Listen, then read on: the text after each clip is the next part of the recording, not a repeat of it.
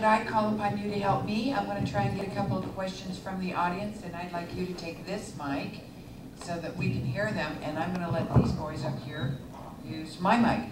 Is there anyone in the audience that has a question? Miss Judy back there, or this gentleman, wherever you want there. You're in charge of the audience. You're next, sir. Okay, there has been a lot of focus in the last 2 weeks regarding what's been going on in Greece, and we basically, through the IMF, the International Monetary Fund, are going to be paying for a lot of that. I'm not quite sure if Congress has a say in whether or not the United States continues in that organization or not, but what is your position regarding our participation in that organization and the fact that we're paying for another country who has totally gone out of control like we are right now?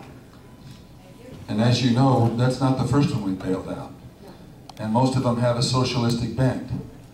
For example, when the coup happened down in Honduras, we didn't help that guy because he was coming towards a Republican form of government. So we let him hang. The IMF, currently we are the majority provider of funds for the IMF through various systems and various organizations, but chiefly organized through our national banking system. And when you have people in power who currently, in the past and in the future, are allowed to support socialist systems, they do not want them to fail. And those inside that structure will fight harder to preserve that structure than those who fight against it. That's an old Sam Steiger law of structures. So it's not just Greece, it was France, it has been Algeria, it has been several others that we could tick off both in this country and other countries, this hemisphere and other hemispheres.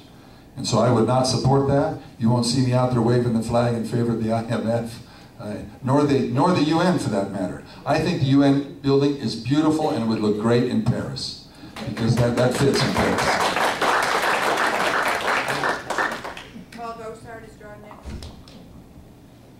They should. It should go back to Congress, because this is your taxpayer money. That's been part of the problem all along, is that we haven't had the oversight of money.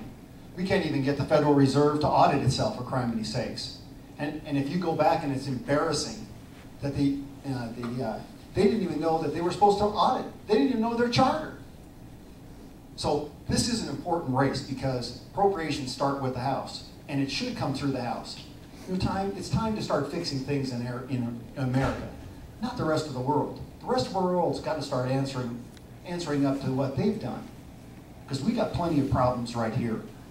So I believe it should come back. If they won't, we will sponsor legislation to bring it back to the House. Thank you. Thank you. Yeah, again, I think it's a shame that we're trying to support some of these countries, especially socialistic. Again, the euro, and to me it's kind of like the sign of the times. Some of these people have these idealistic, humanistic ideas. We can pull everything together and be one big happy world. But I don't see that. And again, I think for the American taxpayer, it's a shame. And we need to get representation in there, and we need to fight it. And we need to just support our own banks, our own economy, and our own free economics. And we can't support everybody. We can't support the world. We can't even support some of these big stockbroking companies. We need to get it in control. Thank you.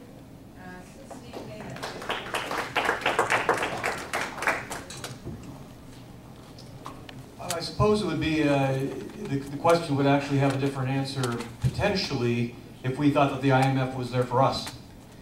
If anything ever happened that we were in that position. But we clearly know that that's not the case. It never has been. We've always been the world's savior, whether we wanted to be or not. We have been the most generous country on earth. And not only that, but when we give, we don't give enough. And we take stones thrown at us constantly for that. So, but that in and of itself is enough of a reason to me to not do it. But further, as others have mentioned, we don't have any control over the utilization or the administration of the IMF funds. And that's a big problem. And in the similar context, the UN, we don't have any direct say into the processes that the UN goes through as well. So both of those two situations in specific, when we're talking about international aid, again, we will do that, but by our terms. And where our money goes, we will decide where it goes to, not administered through some third party that has a separate agenda than ours.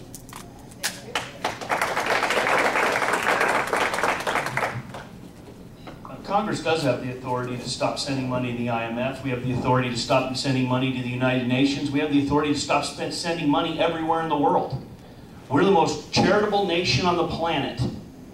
And just once, we need to take a step back and say, ladies and gentlemen of the world, we've got a situation in the United States of America, and for the first time, we're going to take American taxpayer dollars, and we're going to help out the American problems that we have here in our own country. And when we're done, then we can start addressing your needs once again. America's the goose that laid the golden egg. And right now, the world's got that goose around the throat and is trying to choke as many eggs out as possible. The problem with that is if the goose that lays the golden egg dies, so too does the world. Without our charity, the world is in turmoil. Without our economy, the world is in turmoil. We can stop it. We have the authority to do it. And we need to step up and say, we need to start focusing inward rather than focusing outward. We are the most charitable nation. We do have some say in the UN, but not enough to where we can push money here and there. But we give the most money to the UN. We give the most money to the IMF. We give the most money everywhere. And it's time for the United States to say, we're going to have to put a little bit inside and work on ourselves, and we'll address your problems second, and start putting America first. Ma'am, that was a great question. And my question to you is, if we go under, who bails us out? Where do we go? We are the last best hope. You got to believe, with everything going on, we're the last best hope. Believe it. But foreign aid is not foreign aid a form of welfare. And I am the one to get up here and tell you that it's time to stop. It's time to stop.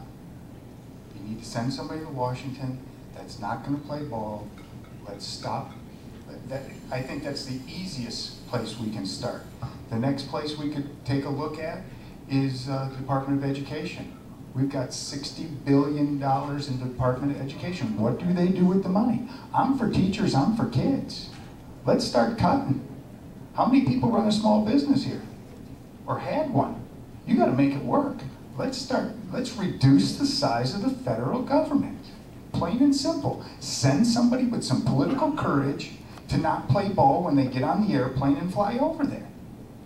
We've been doing it for how many years? Vote JoeForReform.com. Thank you.